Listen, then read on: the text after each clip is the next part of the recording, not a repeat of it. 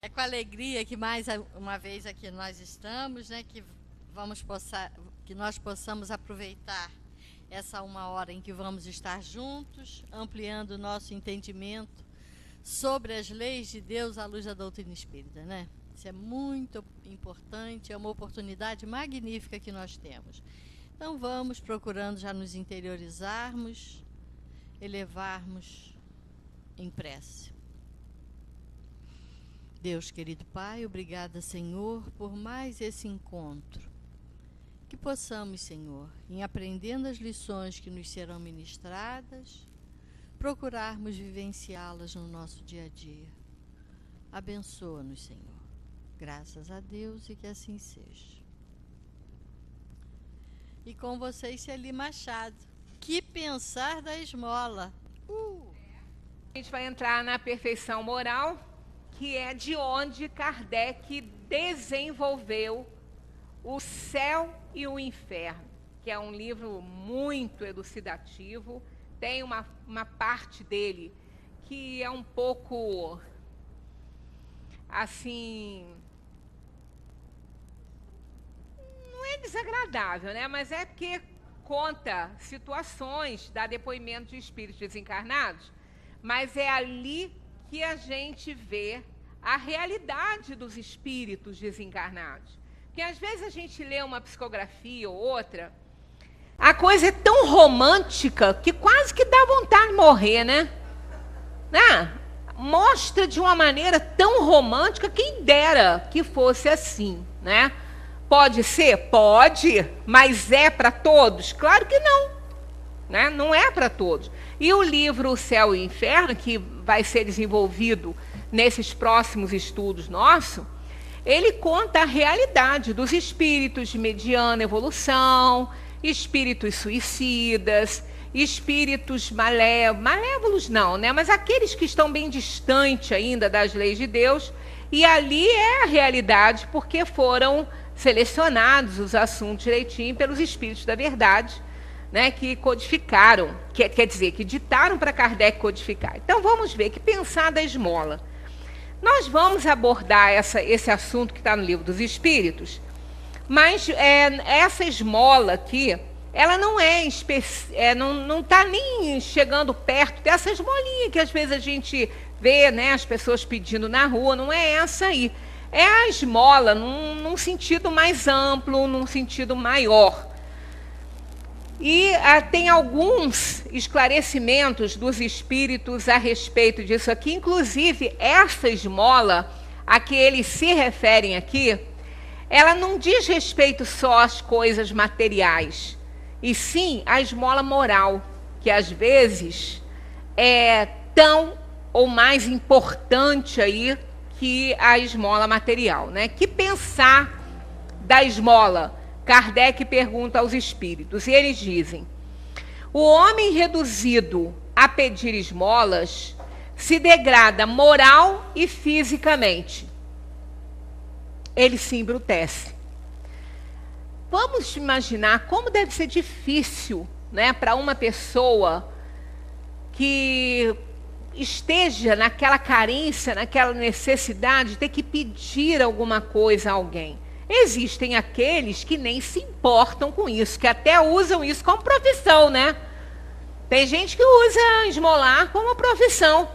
Lá no Rio tem muitos assim, inclusive há pouco tempo, isso foi, inclusive, passou no jornal, um homem que ele ficava pedindo, né, todo mal vestido e assim parecia com uma aparência assim de não muito asseio, né, e pedindo tudo ali e tal.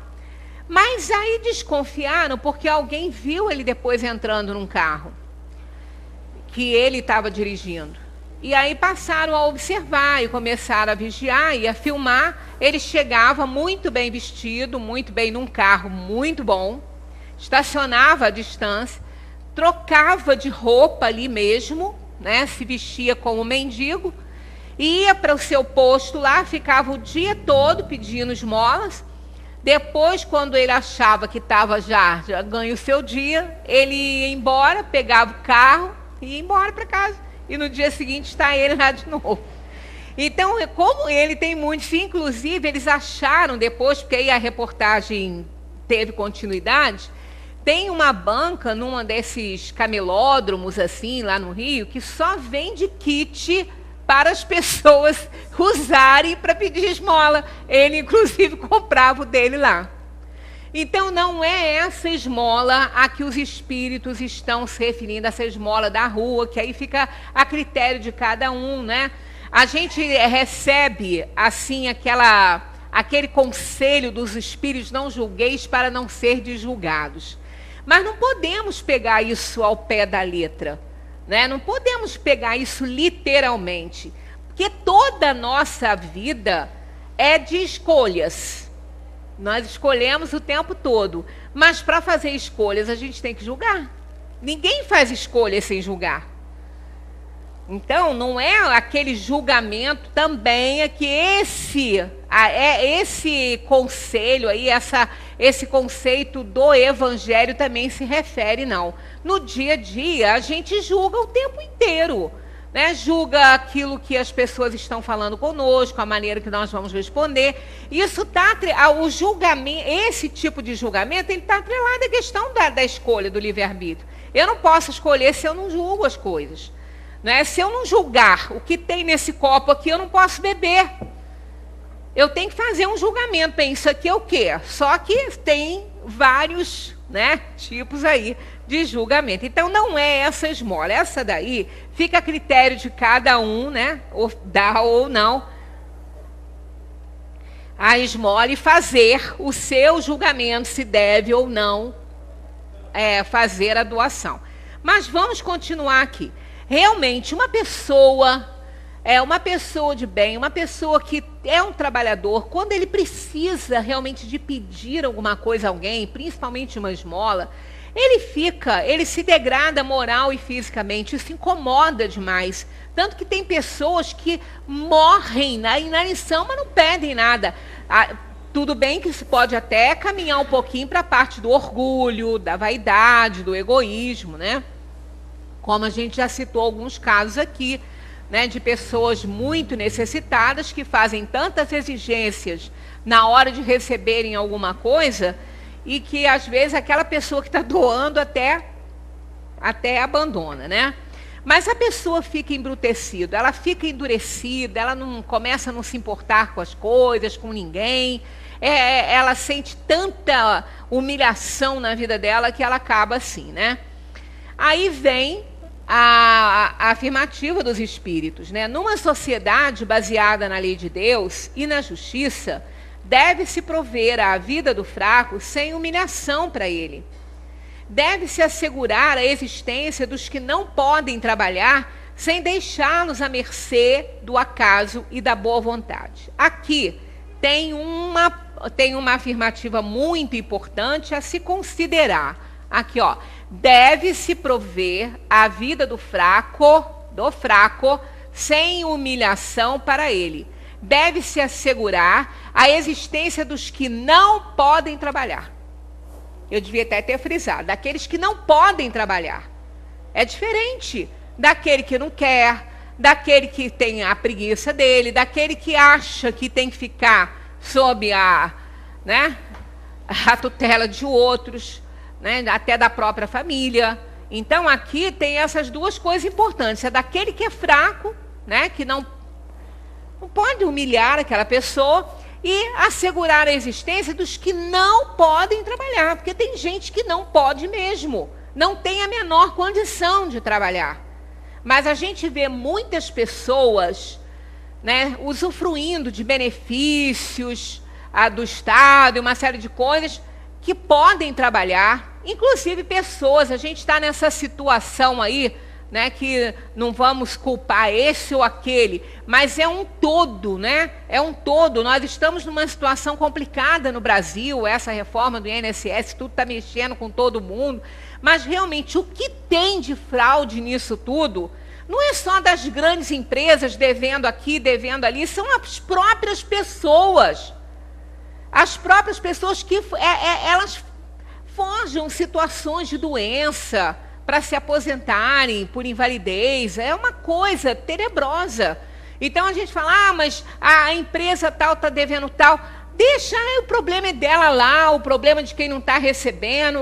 Isso tudo vai ser resgatado. A gente tem que se preocupar com o que nós estamos fazendo, com a nossa atitude, para que a gente não seja cobrado e não tenha que pagar isso aí, né, muitas vezes com muita dor e sofrimento, as coisas que a gente faz que não estão certas. Né? Então é uma quantidade imensa de pessoas, conheço vários assim, né, que estão aposentados por invalidez há anos e não têm absolutamente nada. Enquanto que às vezes uma outra pessoa que não pode nem se mexer, não tem condição de mexer os braços, as mãos, não consegue um auxílio, um benefício. Tá tudo bagunçado, né? Tá tudo uma bagunça só. E aí cabe a cada um olhar para si mesmo e ver o que está fazendo de errado, porque vai responder por isso. Né? Então, essa situação de auxílio, de ajuda, realmente é para aquele que não tem condição mesmo de trabalhar. Porque aquele que tem, ele tem que trabalhar. Né? Nessa situação que nós estamos no país, é tantos benefícios para isso, ou para aquilo, ou para aquele outro, que não interessa muito trabalhar. É melhor ficar em casa, fazendo filho. Não precisa trabalhar, né? Porque vai ganhar tanto por tantos, e aí, se for para preso, então, a família tem direito a um auxílio aqui ou ali. Está tudo errado, mas a gente vai fazer o quê? É um país de provação e expiação, e quem está nele é porque merece estar. Se nós estamos expostos a tudo isso, boa bisca a gente também não é. Se fosse, não estava aqui. Né? Se fosse, a gente não estava aqui. Então é melhor que a gente se preocupe com a própria conduta e não ficar perdendo sono com aquilo que não pode controlar, não, porque não vai adiantar nada. Pelo contrário, dependendo da situação, pode agravar a própria situação por conta do erro de alguém. Porque quando a gente entra naquela questão, se eu não posso consertar, eu me junto a eles, isso aí não é uma boa conduta. De jeito nenhum. Né? Porque aí a gente começa a fazer coisas que não deve e começa a se comprometer diante da lei universal. Né? E isso aí tem um grande preço a pagar depois. Aí vem a pergunta 88A, né? Desenvolvimento da outra, assim. Então condenais a esmola? Porque, na verdade, com essa questão de que só aqueles que não podem trabalhar, né, os fracos, ele condena, então, a pessoa a ajudar, a dar esmolas, porque mesmo aquele que não tá, que pode trabalhar, mas não está trabalhando, aquela situação que, às vezes, a gente vê acontecer, né, mesmo aquele que está com uma certa preguicinha de fazer alguma coisa, então ele está aí, não pode, né? Condenais, então, a esmola? Ele pergunta aos espíritos. Kardec. E eles respondem vários itens. Quem faz essa resposta é São Francisco de Paulo.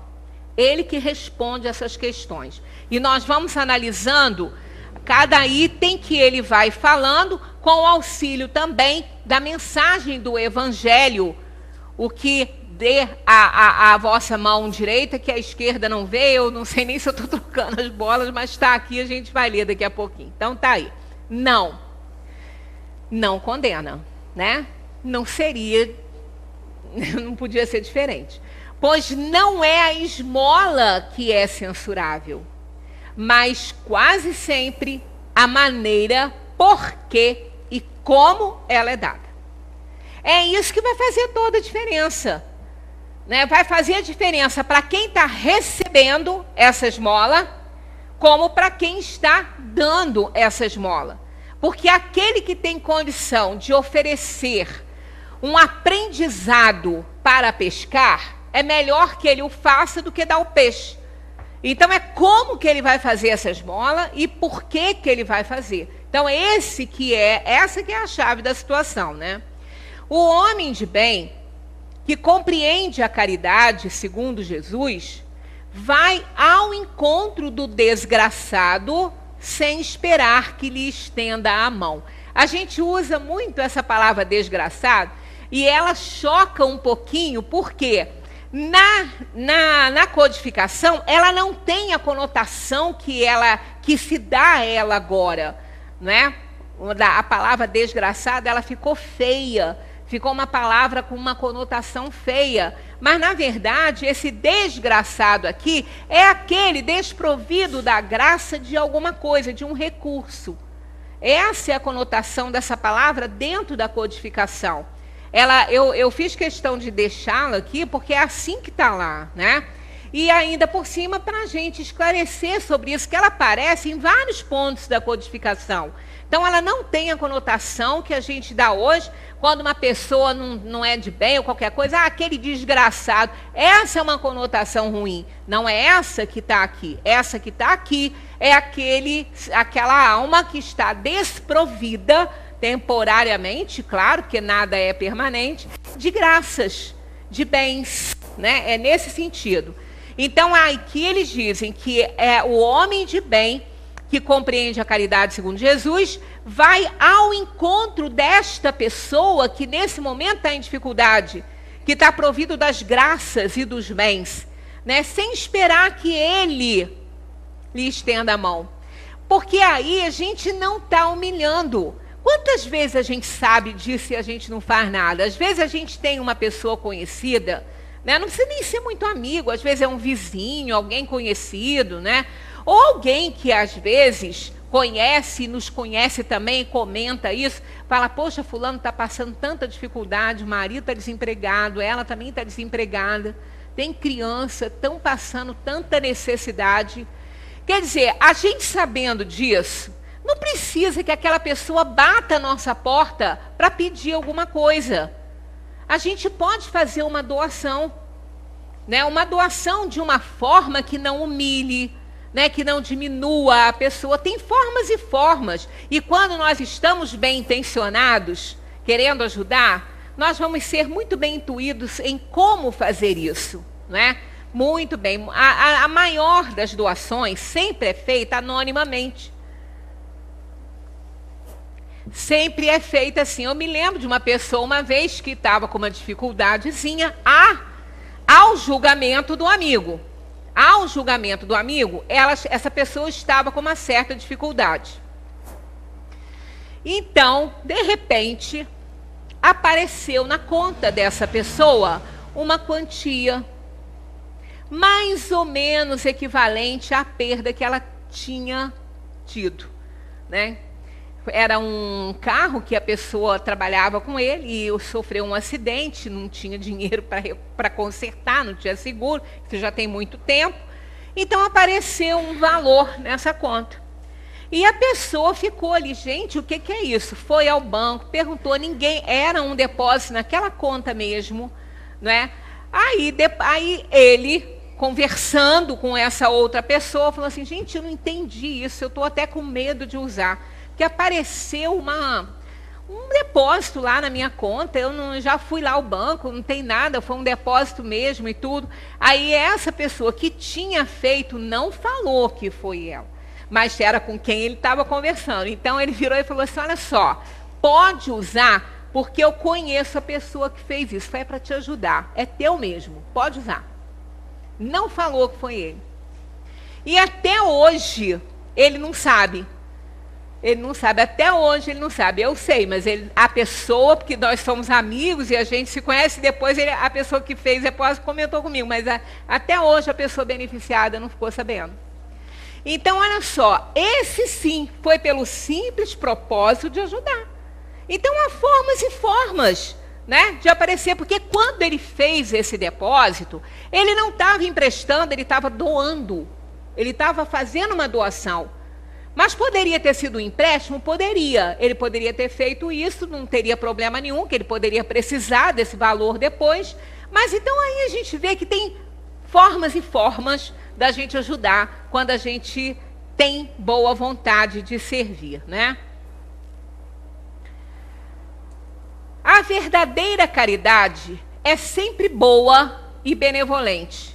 Tanto está no ato quanto na maneira de fazê-la, né? Então ela é sempre boa e benevolente, tanto no ato como na maneira de fazer. Ela deve ser assim, né? Um serviço prestado com delicadeza tem duplo valor. Se o for com altivez, a necessidade pode fazê-lo aceito, mas o coração mal será tocado. Aquela pessoa que está precisando muito, dependendo da situação que ela que alguém a está colocando para auxiliá-la, para ajudá-la, pode desenvolver nela uma situação desagradável, um sentimento ruim, ou muito bom, ou muito ruim. Se for muito ruim, ela vai aceitar, porque ela está precisando muito, não tem jeito. Ela precisa daquilo ali.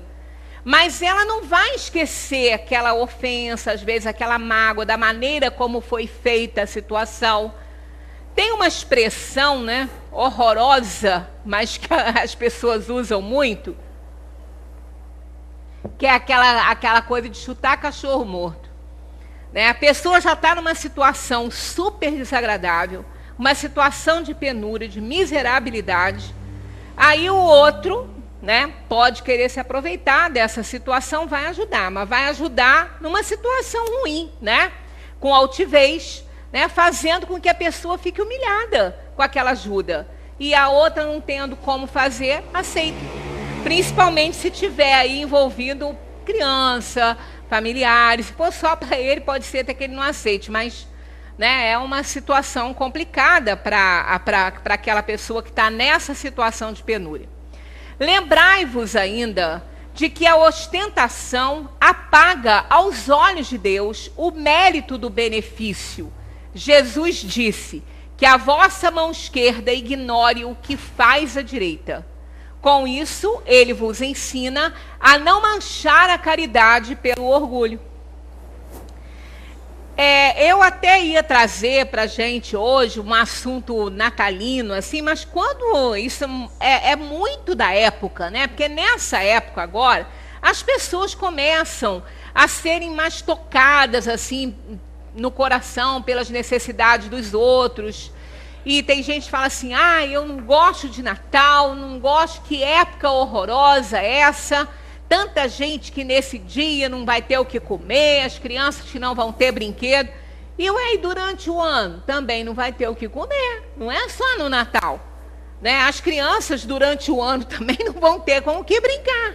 Então a gente não tem que ficar focalizando só uma data, não é? As pessoas têm que ser ajudadas, aquele que está necessitando, enquanto ele estiver necessitando, sinceramente, no Natal e em todos os outros dias, de acordo com a necessidade dele.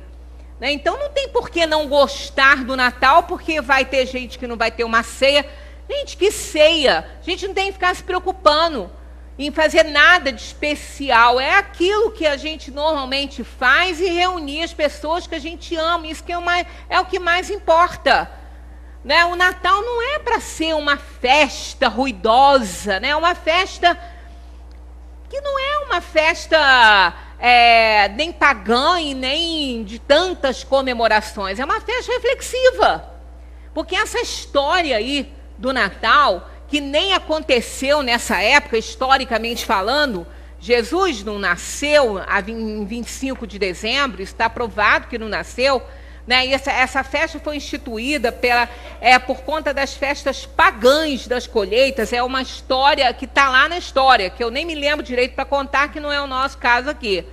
Mas realmente é o sentimento que conta, são as vibrações das pessoas. Então as pessoas são mais tocadas. Mas nós não temos que ser tocados pela caridade, pela compaixão e solidariedade só em função dessa data. Essa data, ela está lá e todo ano a gente comemora isso como o nascimento do mestre, com o objetivo de relembrar a sua boa nova, de relembrar a sua mensagem, mas não para ficar direcionada a esse dia, e sim para nos ajudar na reforma íntima, para que a gente possa se tornar uma pessoa melhor, mais próxima do Evangelho. Talvez essa depressão que as pessoas ficam de uma maneira assim, muito comum nessa época, de que essa data me causa isso, me causa angústia, porque não sei o que, não sei o que. Isso aí pode estar relacionado ao quanto nós estamos distantes do Evangelho. O quanto nós estamos distantes da palavra, da mensagem de Jesus. Isso aí nos causa assim, uma angústia. Assim. A gente fica doido que passe isso tudo, porque aí vem a festa do Ano Novo, novos planos, todo mundo esquece, né, de certas coisas. E esquece que as pessoas têm que comer o ano inteiro e não se preocupam muito, só vão se preocupar com isso lá pelo mês de dezembro novamente, né? Então, infelizmente, isso faz parte do nosso nível evolutivo, né? Daí, então, que a vossa mão esquerda ignore o que faz a direita. Aí buscamos lá no Evangelho, nesse capítulo aí que fala sobre isso, algumas elucidações, ó. Está aqui a palavra do evangelista, né? Guardai-vos, não façais as vossas boas obras diante dos homens, com o fim de serdes vistos por eles. De outra sorte, não tereis a recompensa da mão de vosso Pai, que está nos céus. Quando, pois, dais a esmola, não faças tocar a trombeta diante de ti, como praticam os hipócritas nas sinagogas e nas ruas, para serem honrados dos homens. Em verdade vos digo que eles já receberam a sua recompensa. Mas quando dás a esmola, não saiba a tua esquerda o que faz a tua direita, para que a tua esmola fique escondida e teu Pai, que vê o que fazes, em segredo te pagará. Foi mais ou menos o que aconteceu com aquele amigo, né? Que eu contei a história aqui para vocês. Então, isso aí é interessante porque as pessoas fazem questão de serem filmadas. Então, agora, então, com o celular, que você não pode olhar para o lado que você está sendo filmado, tem que ter um cuidado danado, senão cai na rede social tudo que uma pessoa faz. Agora é assim, se eu vou dar isso aqui de esmola, eu tenho que filmar, eu tenho que mostrar para depois postar numa rede social. Gente, rede social não é para essas coisas, né? As pessoas não conseguem entender. Aí começa aquele problema causado pelo mau uso, né? Aí começa a botar o defeito na coisa. Não é. É quem está usando, é como está sendo usado aquilo ali. Né? É impressionante como as pessoas, né, têm necessidade de fazer, fulano está fazendo check-in no restaurante tal, não sei o quê, no restaurante tal. Para que isso, gente? O que o outro quer saber disso? Né? O que eu quero saber que o fulano está almoçando ali ou acolá? Isso não interessa para mim, né? Para ninguém. Então, mas é o mau uso, né? Então, essa questão aí da solidariedade, da caridade, vai fazer um trabalho voluntário, está postando lá que está fazendo, que está dando isso e aquilo. Isso não há necessidade disso. Então, a pessoa não está fazendo pelo simples propósito de fazer e de ajudar. Ela tem que mostrar, está aparecendo. Então, vai cair nisso aqui, ó. Vai ajudar? Vai. Claro que vai. Não é porque ela está ostentando que ela não vai alcançar o objetivo da pessoa. O dela não vai. Porque o que ela quer, né, é receber um bônus pelo bem que ela está fazendo. Já está recebendo, está todo mundo vendo. Tem não sei quantos amigos, entre aspas, aí numa rede social. Da chama de amigo, né? Na rede social, 1 milhão de amigos, né? Na rede social. Que amigo não sabe nem quem é, não sabe nem onde está. Né? Então, isso aí é falta da pessoa raciocinar sobre essas coisas. Então, não é para ficar trombeteando que está fazendo isso, que está fazendo aquilo. Porque o bem vai alcançar a pessoa, claro, ela está necessitando, ela está precisando, mas os benefícios dessa beneficência vão ficar restritos ao receptor, nunca ao emissor, que já está tendo a recompensa dele. Que a mão esquerda não saiba o que faz a direita é uma figura que caracteriza admiravelmente a beneficência modesta. Mas, se existe a modéstia real, também existe a falsa modéstia, o simulacro da modéstia, pois há pessoas que escondem a mão, tendo cuidado de deixar perceber que o fazem. Indigna paródia das máximas do Cristo. Se os benfeitores orgulhosos são depreciados pelos homens, que não lhes acontecerá perante Deus? Olha só, está lá no Evangelho, dá uma lida lá, nesse capítulo aí, né? O capítulo, acho que 6 ou 7. Olha só, se os benfeitores orgulhosos são depreciados pelos homens, se a gente acha isso ruim, né? Se a gente julga isso ruim, que dirá Deus, né? Que não lhes acontecerá perante Deus. Eles também já receberam a sua recompensa na terra. Foram vistos, estão satisfeitos de terem sido vistos. É tudo o quanto terão. Mais nada. Então não adianta, né? Quer dizer, para a própria pessoa não vai adiantar para a outra que está recebendo. Agora, até mesmo se ele estiver humilhando a pessoa de uma certa forma, até ele vai ainda assumir comprometimentos com a conduta que aquela pessoa possa ter por causa da humilhação que recebeu. Ainda tem essa, a gente ainda vai responder por isso. Então a gente tem que ter muito cuidado, muito. Se não tem sinceridade na doação, se não tem sinceridade na caridade, para a própria pessoa é melhor que não faça, porque ela está se comprometendo.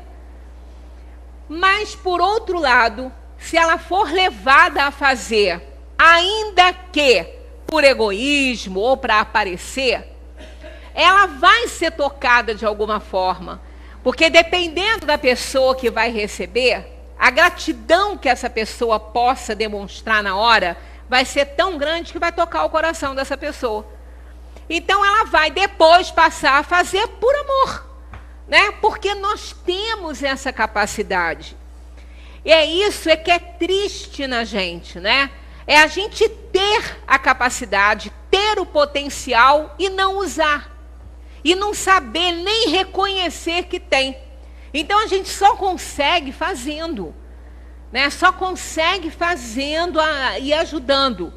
O prazer é muito grande pelo simples propósito de ajudar. Em saber que a gente conseguiu minimizar um pouquinho a situação de penúria de alguém, é muito bom. A gente deita no travesseiro com alegria, com gratidão a Deus pela oportunidade de ajudar. Né? Então isso é importante, e aí isso estimula. E as pessoas, juntas, tudo fica mais fácil. Eu já citei essa situação aqui, né? Quando as pessoas, não é só pelo estímulo de ver, é também por um estímulo neuronal que vai acontecer na pessoa.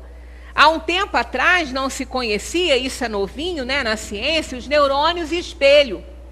Eles são acionados quando a pessoa tem tendência para aquela ação. Eles são acionados quando a pessoa assiste alguém fazer. Por isso que se estimula, tem vontade. Quando eu estou junto com você é melhor, a gente rende mais. É por isso. Né? Porque os neurônios são acionados. Eles veem, né? A pessoa vê, aqueles neurônios são acionados e a pessoa quer fazer. Muitas vezes ela faz até sem saber direito muito o que ela está fazendo, depois que ela vai ver. Né? Isso, quando é para o mal, é ruim, né? Que são aquelas turmas, aquela violência que acontece muitas vezes, que a pessoa depois é questionada, né? Fala, por que você fez isso? Não sei, todo mundo estava fazendo. Né? Pois é, quando é para o bem, está ótimo, né? Quando é para o bem, está muito bom. Muitas vezes a gente vê na rua, né? Assim, uma pessoa com dificuldade no carro, que deu problema, aí o motorista está lá, coitado, sem saber o que fazer, atravancando o trânsito. Aí ele mesmo sai do carro e tenta empurrar. Aí a gente pode observar, vai aparecer uma porção de gente para empurrar, para ajudar. Por quê? Ela tem a tendência para ajuda, para o auxílio, ela está vendo a necessidade, ela se vê tocada, estimulada pelos próprios neurônios e vai ajudar. Aí o outro vem no instantinho, a coisa se resolve. Né? Pena que isso é, às vezes, só da desgraça mesmo, né? quando a gente não precisa esperar a desgraça acontecer, é muito bom poder auxiliar os outros. Qual será, então, a recompensa do que faz pesar os seus benefícios sobre o beneficiado, que lhe exige de qualquer maneira testemunhos de reconhecimento, que lhe faz sentir a sua posição ao exaltar o preço dos sacrifícios que suportou por eles, né? Porque isso acontece muito, a pessoa é tão mais simples do que a gente imagina, essa conversa que às vezes a gente tem com o outro. Você está vendo, falando, olha o trabalho que você me deu para te ajudar. Olha o que eu tive que fazer, olha o que eu tive que deixar de fazer para te ajudar. E a pessoa que está sendo ajudada já está até arrependida de ter pedido ajuda, né? Porque o peso é tão grande em cima dela que antes ela não tivesse pedido, né? Então tá aqui, ó, para esse não há nem mesmo a recompensa terrena, porque está privado da doce satisfação de ouvir bendizerem o seu nome, o que é um primeiro castigo para o seu orgulho. Esse que faz isso, ele não vai ter admiração nem dos outros, porque quem ouve, quem sabe, né, o que está acontecendo, está vendo que aquilo ali é uma falsidade, né, que é uma hipocrisia, está sabendo disso, né? As lágrimas que estanca em proveito da sua vaidade, em lugar de subirem ao céu, recaem sobre o coração do aflito para ulcerá-lo. O bem que faz não lhe aproveita, desde que o censura, porque todo benefício reprovado é moeda alterada que perdeu valor. Olha que coisa bonita essa página aqui. Está lá no Evangelho segundo o Espiritismo, nesse capítulo que fala sobre que a vossa mão esquerda não sabe o que a direita faz. Está muito bonito. Esse pedaço aqui, quando eu li, eu fiquei até emocionada. Realmente, porque quanto isso acontece nesses mundos de provação e expiação, Quantas vezes, quanto a gente pode fazer uma pessoa chorar por ter ajudado essa pessoa de uma maneira ruim, de uma maneira errada, despertar nele aquela condição que ele já estava até se livrando dela, Porque nós temos muitas coisas para cicatrizar nesse mundo que a gente vive, Nós temos feridinhas que a gente vem botando remédio, que a gente vem ajudando. De repente vem alguém e joga ali um ácido, um álcool. Pronto, a pessoa desperta de novo para aquilo que ela já estava até melhor. Então, realmente, é uma página muito bonita, esse capítulo do Evangelho. Aliás, o Evangelho é todo muito elucidativo, muito esclarecedor. É necessário distinguir a esmola propriamente dita da beneficência. O mais necessitado nem sempre é o que pede. O temor da humilhação retém o verdadeiro pobre, que quase sempre sofre sem se queixar.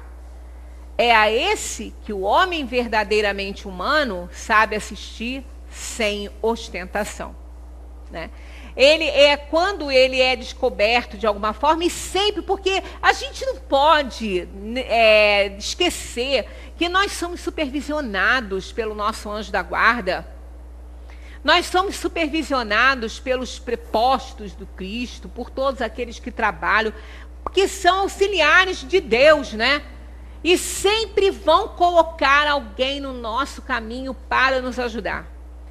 Se nós estamos realmente carentes de alguma coisa, e se a nossa provação já passou, porque isso a gente tem que levar em conta muitas vezes. Nós fizemos uma escolha de provas, às vezes a escolha que fizemos foi dessa privação mesmo. Foi de passar situações difíceis no mundo. Mas nunca vamos estar abandonados, e sempre vai ter alguém que vai nos ajudar, que se não puder curar o problema, vai minimizar, vai nos auxiliar. Todo problema, toda dor, com a almofada fica melhor. Com conforto, com carinho, com atenção de alguém, sempre vai aparecer alguém na vida da gente. A gente tem sempre que ter certeza que há sempre uma coisa boa para acontecer na vida da gente. E não ficar achando que é só desgraça que vem, porque não é. Não é. Deus é nosso Pai misericordioso. Ele não abandona nenhum dos seus filhos. Ainda que a gente tenha que passar determinadas provações, é necessário que a gente passe por aquele momento que a gente está passando. Vai passar, tudo passa nessa vida, tudo. Nada permanece. Nem os bons momentos e nem os ruins. Nós vamos estar sempre oscilando aí, né, nessa situação e lutar para se resignar. Lembra da palestra de resignação? Não é uma acomodação para merecer coisa melhor, né? Quando a gente partir dessa daqui, né, desse mundo material para o mundo, para a dimensão espiritual. A beneficência praticada sem ostentação tem duplo mérito. Aquele que não está querendo aparecer, ele só quer ajudar, tem, além da caridade material, constitui a caridade moral. Essa é muito importante, a caridade moral. Né? Porque, às vezes, olha como que a gente, às vezes, é assim, ácido, né? Uma coisa boba, né? Que quem já não fez, a gente já fez inúmeras vezes. Acontece alguma coisa com alguém que a gente conheça e que a gente tenha conversado com essa pessoa antes e ela não nos escutou, depois que a gente, primeira coisa que a gente fala, eu não te avisei? Eu não te falei? A pessoa não precisa de ouvir isso não, ela está num momento de dor ali e de arrependimento, ela não é doida, ela sabe que fez errado. E ela sabe que aquela pessoa avisou para ela não fazer, precisa do outro botar um ácido desse naquele momento, falta de caridade moral. E a gente faz sem querer. A gente fica, às vezes, tão desesperado de ver aquele amigo, de ver aquela pessoa que a gente gosta numa situação ruim que a gente avisou, que a gente chega e logo lasca essa. É igual aquela mãe que perdeu o filho dentro de um lugar, seja onde for aí, ou na praia, seja onde for, acha a criança que quer bater na criança. O desespero é tão grande que quando ela acha, ela quer bater na criança. Né? Porque são coisas de momento. É o amor representado de uma forma não ideal. Né? Mas isso é aceitável. É por isso que a gente tem que ler nas entrelinhas. Se a gente ler só o que a pessoa escreve, a gente não consegue entender a pessoa. Mas quando lê nas entrelinhas, a gente já consegue ver o que está por trás daquela atitude. Né? Mas se a gente raciocinar um pouquinho, né, a gente não erra tanto.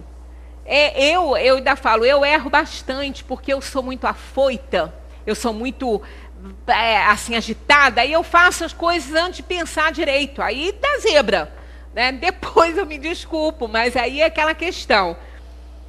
Se a pessoa não quisesse, né, me desculpar, eu vou carregar o peso pro resto da minha vida. Então, além da caridade material, constitui, portanto, a caridade moral, visto que resguarda a suscetibilidade do beneficiado, fazendo-o aceitar o benefício sem lhe ferir o amor próprio e salvaguardando a sua dignidade humana, porquanto aceitar um serviço é coisa bem diversa de receber uma esmola.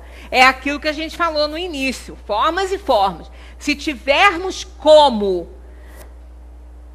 dar essa esmola oferecendo um trabalho, é uma esmola.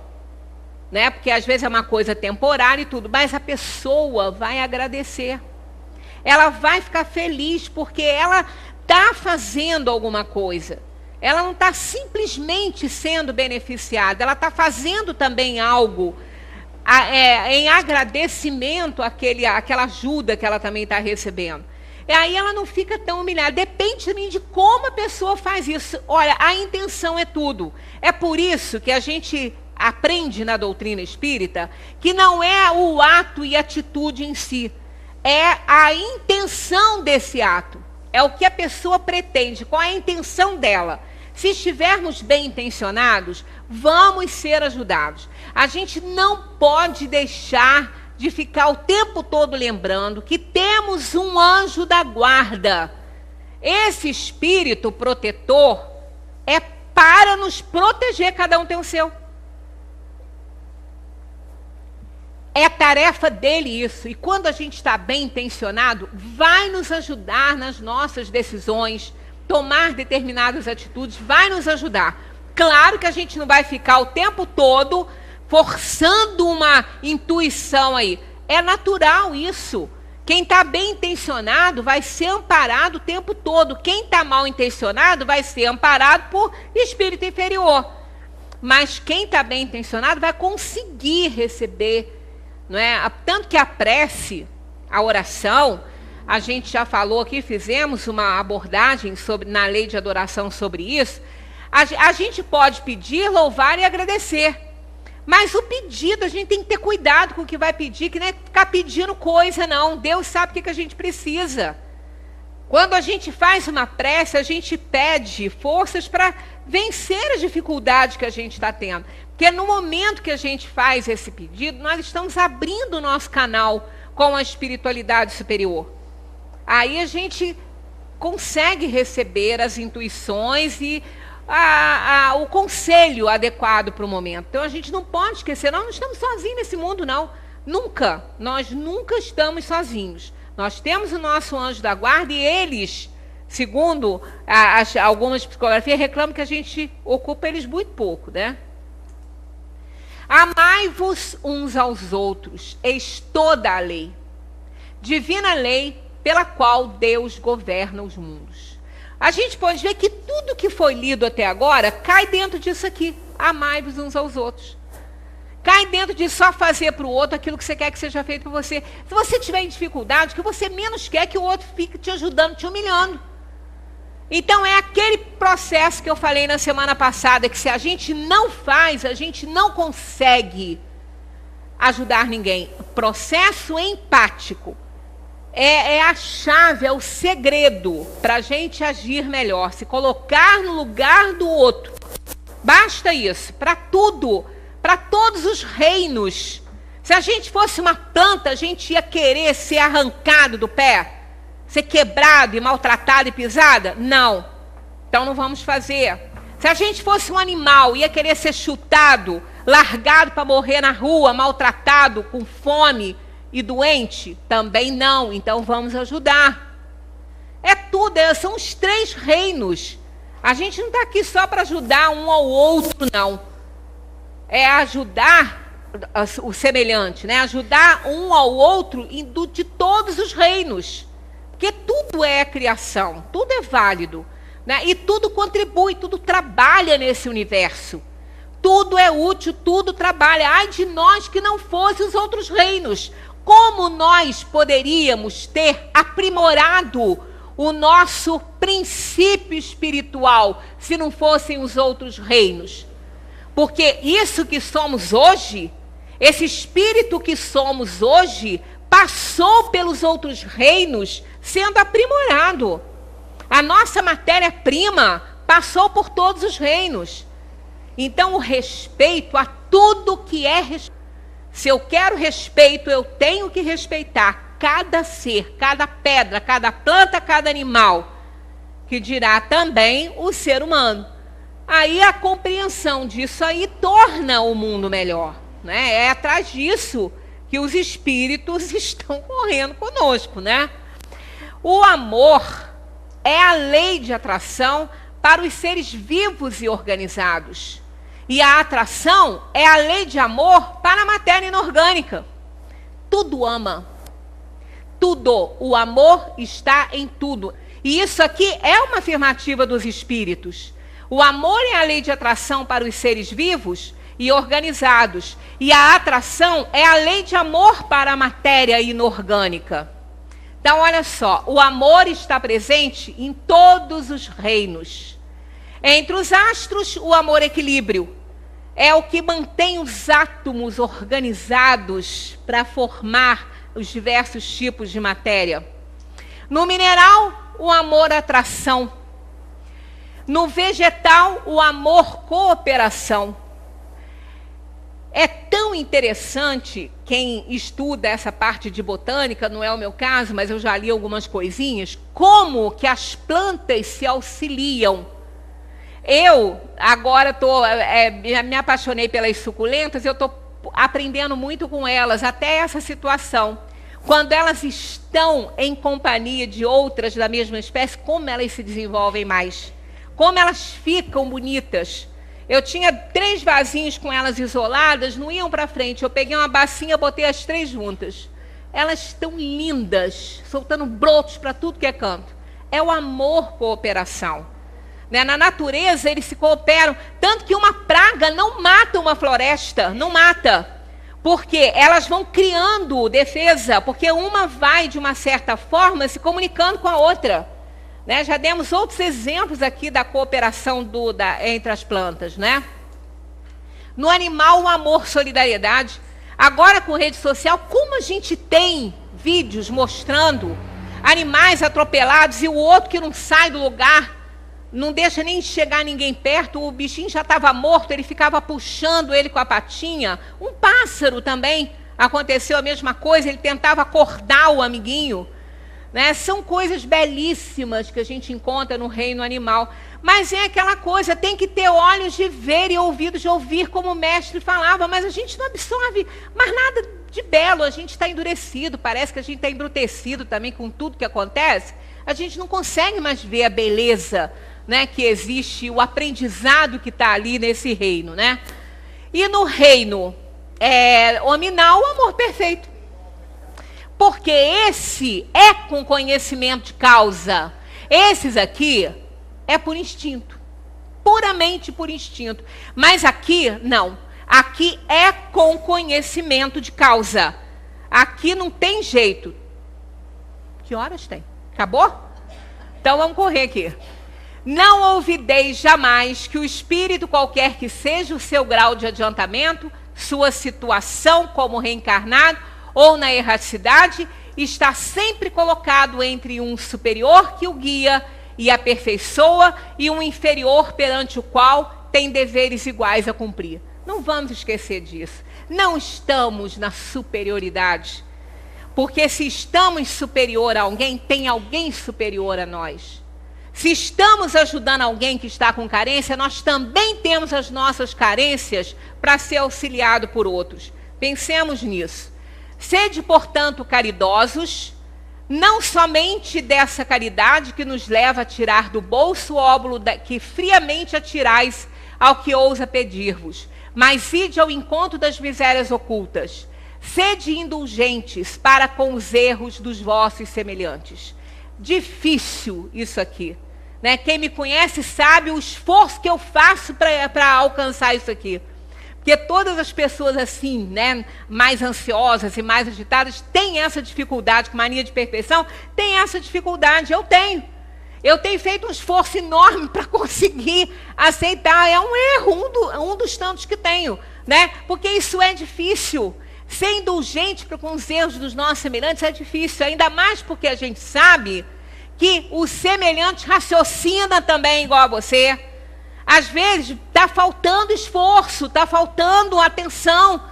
E se também você ficar passando a mão também em cima, fica ali, acomodadinho. Né? Eu sou mais paciente com o bicho porque o bicho, ele não tem a inteligência que eu tenho. Ele não tem. Né? O que ele faz, ele acha que ele está fazendo certo. A criança também ainda não alcançou esse nível de raciocínio lógico. Mas o semelhante tem. Ele tem condição de pensar, de raciocinar, a menos que ele seja uma pessoa debilitada, uma pessoa doente. Se não for, né, então é nesse sentido que a gente acaba sendo pouco indulgente, né, com os erros alheios, porque são erros, às vezes, tão básicos, que dá vontade da gente sacudir a pessoa e falar, fulano, o que é isso? Né? Então, realmente, eu não tenho essa calma que Ângela tem. Ainda bem que eu tenho pessoas que me cercam, que amenizam, que me amansam, né? Mas eu estou aqui para isso, por isso que vocês estão vendo, tá vendo? Ó, quem está aqui falando sabe muito menos que vocês, pode ter certeza. Olha lá, ó. Em lugar de desprezar a ignorância e o vício, instruí-os e moralizai-os. Sede afáveis e benevolentes para com todos os que vos são inferiores. Sede a mesmo para com os mais ínfimos seres da criação e tereis obedecido à lei de Deus. Está aqui, ó, São Vicente de Paulo. A última questão, né? Vocês deem uma lida, que ela não tem nem tanto, né, que fazer comentário. Tá aí, ó. Sem dúvida, há homens reduzidos à mendicância por sua própria culpa. Não quer fazer, não quer, né? Mas se uma boa educação moral lhes tivesse ensinado a praticar a lei de Deus, não teriam caído nos excessos que os levaram à perda, e é disso, sobretudo, que depende o melhoramento do vosso globo. Educação moral. É o que precisa, né? É o que precisa. Para encerrar, está aqui, ó. Também do Evangelho. Em verdade vos digo, colaboração de Magui, essa aí, Magui que encontrou esse parágrafo aqui, ó. Em verdade vos digo, os que carregam seus fardos e assistem os seus irmãos são os meus bem-amados. Instruí-vos na preciosa doutrina que dissipa o erro das revoltas e vos ensina o objetivo sublime da prova humana. Bebei da fonte viva do amor e preparai-vos cativos da vida para vos lançardes um dia livres e alegres no seio daquele que vos criou fracos para vos tornar perfeitos, e deseja que modeleis vós mesmos a vossa dócil argila, para serdes os artífices da vossa imortalidade. Belíssimo, né? Tá lá. Essa daí tá, acho que no capítulo 7, 6 ou 7, se eu não me engano, o Espírito da Verdade. Belíssima essa página. Então o Evangelho é essa beleza, né? A figura do mestre, o modelo mais perfeito que Deus colocou no mundo para ser seguido por nós. Então, terça-feira a gente dá sequência a esses conceitos cristãos, né? Evangélicos, para a gente adoçar um pouquinho o coração, porque nós estamos precisando de avivar a nossa sensibilidade, porque a indiferença está marcando a nossa sociedade atual. E a gente não pode continuar assim. Muita paz para todos.